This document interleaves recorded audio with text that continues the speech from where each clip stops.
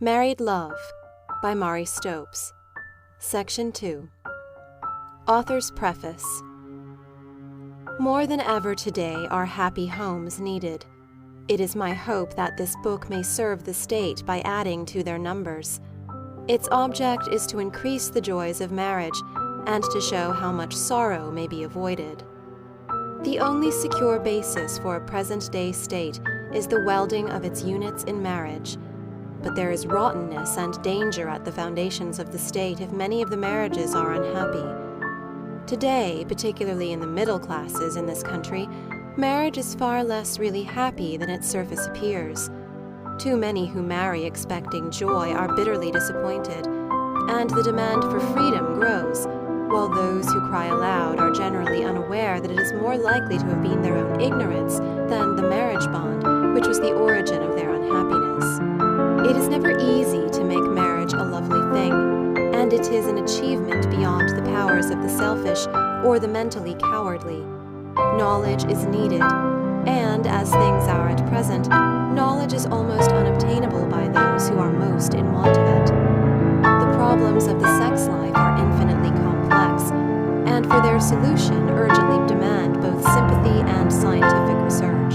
I have some things to say about sex, which, so far as I am aware, have not yet been said, things which seem to be of profound importance to men and women who hope to make their marriages beautiful. This little book is less a record of a research than an attempt to present in easily understandable form the clarified and crystallized results of long and complex investigations. Its simple statements are based on a very large number of first-hand observations, on confidences from men and women of all classes and types, and on facts gleaned from wide reading. My original contributions to the age-long problems of marriage will principally be found in chapters 4, 5, and 8. The other chapters fill in what I hope is an undistorted picture of the potential beauties and realities of marriage. The whole is written simply, and for the ordinary untrained reader, though it embodies some observations which will be new even to those who have made scientific researches on the subjects of sex and human physiology. These observations I intend to supplement and publish at greater length and in more scientific language in another place. I do not now touch upon the many human variations and abnormalities which bulk so largely in most books on sex, nor do I deal with the many problems raised by incurably unhappy marriages. In the following pages I speak to those, and in spite of all our neurotic literature and plays, they are in the great majority, who are nearly normal, and who are married or about to be married, and hope, but do not know how, to make their marriages beautiful and happy. To the reticent as to the conventional, it may seem a presumption or a superfluity to speak of the details of the most complex of all our functions. They ask, is not instinct enough? The answer is no. Instinct is not enough. In every other human activity, it has been realized that training, the handing on of tradition, are essential. As Dr. Saleeby once wisely pointed out, a cat knows how to manage her newborn kittens, how to bring them up and teach them. A human mother does not know how to manage her baby unless she is trained, either directly or by her own quick observation of other mothers. A cat performs her simple duties by instinct. A human mother has to be trained to fulfill her very complex one. The same is true in the subtle realm of sex. In this country, in modern times, the old traditions, the profound, primitive knowledge of the needs of both sexes have been lost, and nothing but a muffled confusion of individual gossip disturbs a silence, shamefaced or foul. Here and there in a family of fine tradition, a youth or maiden may learn some of the mysteries of marriage, but the great majority of people in our country have no glimmering of the supreme human art, the art of love, while in books on advanced physiology and medicine, the gaps, the omissions, and even the misstatements of bare fact are amazing. In my first marriage, I paid such a terrible price for sex ignorance that I feel that knowledge gained at such a cost should be placed at the service of humanity. In this little book, average, healthy, mating creatures will find the key to the happiness which should be the portion of each.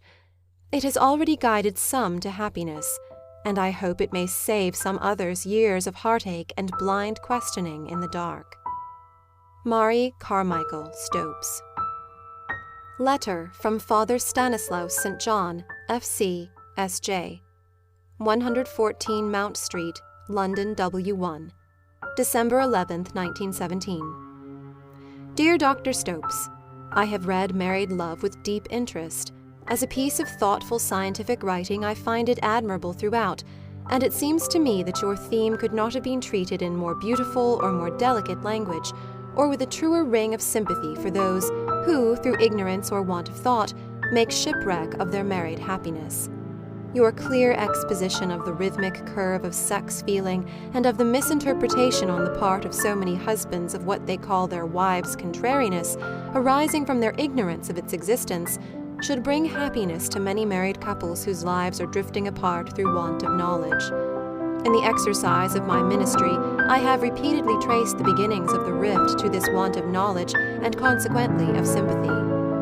So far, we are in complete agreement, but our ways part when you treat of birth control. You write primarily as a scientist, though a very human scientist, and so you are naturally mainly occupied with the facts and conditions of what I may call our earth life.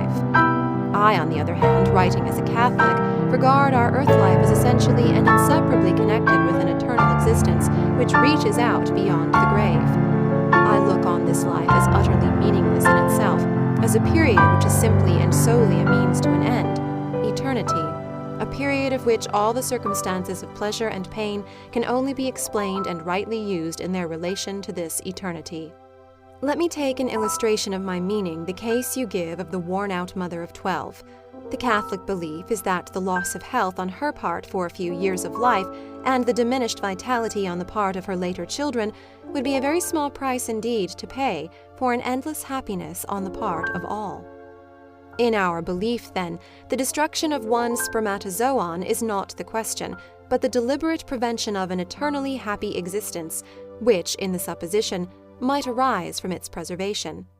Holding as we do that the marriage act is the divinely ordained means by which man offers to God the opportunity of creating an immortal being, we do not believe that he may make use of this means and deliberately frustrate it of its end without doing grave wrong. You do me the honor of suggesting that I should write a foreword to your book, but any foreword from me could obviously only derive value from my position as a Catholic priest, and that position is in opposition to this part of your work. I cannot end without thanking you very sincerely for allowing me to read your book. Apart from what, as a Catholic, I object to in it, it contains so much most helpful matter that I feel sure it will bring to many a happiness in married life now wanting through the ignorance and the consequent want of sympathy which you so rightly deplore. Believe me, Dr. Stopes, yours very sincerely, S. St. John, S.J., C.F. I publish this letter with sincere thanks to Father St. John for his permission to use it. M.C.S. Reply to Father St. John, S.J. Leatherhead, December 12, 1917. Dear Father St. John, your letter wins my heart entirely by its appreciation and kindness. It is a great help and encouragement to find that we are so far in essential agreement and that you are so well disposed toward even part of my effort. But, and I wish I could say it in burning words, it is not because I am chiefly concerned with time that I wrote Chapter 9, but just because I am so acutely and so persistently conscious that I am dealing with factors of eternity. To me, today is essentially a part of my life everlasting. I cannot separate time and eternity, this world and the next, as religious people often seem able to do. To me, this body is a tool in the service of, though not completely in the control of, my immortal soul. Now it seems to me that religious people, and even in your letter I fancy I detect the same tendency, forgive me if I am wrong, are too ready to separate this world and the next, to act unreasonably or cruelly here, and to trust to eternity, or the hereafter, to put all right. I do not think that this is the way God wills us to work out his plans now that he is giving us the knowledge to do better. Could there be anything more unreasonable or cruel than to bring into life half a dozen children doomed from birth to ill health, poverty, and almost inevitable crime? Christ forgave the thief upon the cross, but he said, "Woe unto him through whom offences come.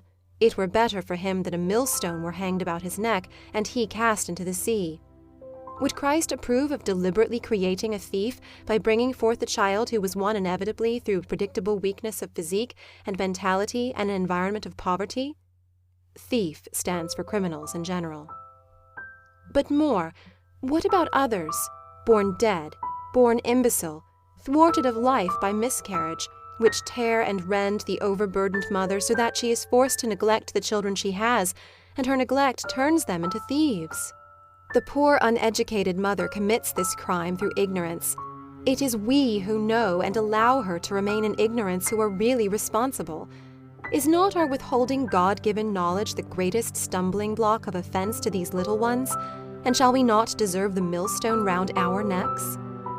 Were everyone to have all the children physiologically possible, now that infant mortality is so much reduced by science, in a few centuries there would not be standing room on the earth, and nowhere for a blade of grass or an ear of corn to grow between the crowding feet. Is then a Roman Catholic mother, the increases to whose large family get punier and punier, to be privileged to go deliberately with that host of puny children at the expense of others, not only through that part of eternity called time, but through all eternity? But, dear Father St. John, it is not my place to preach or to argue with you, especially after your generous kindness and appreciation. And alas, I fully realize that even were I granted the tongues of men and of angels, and I converted you to my thought in this matter, you as a Roman Catholic priest could not uphold a position in opposition to your church.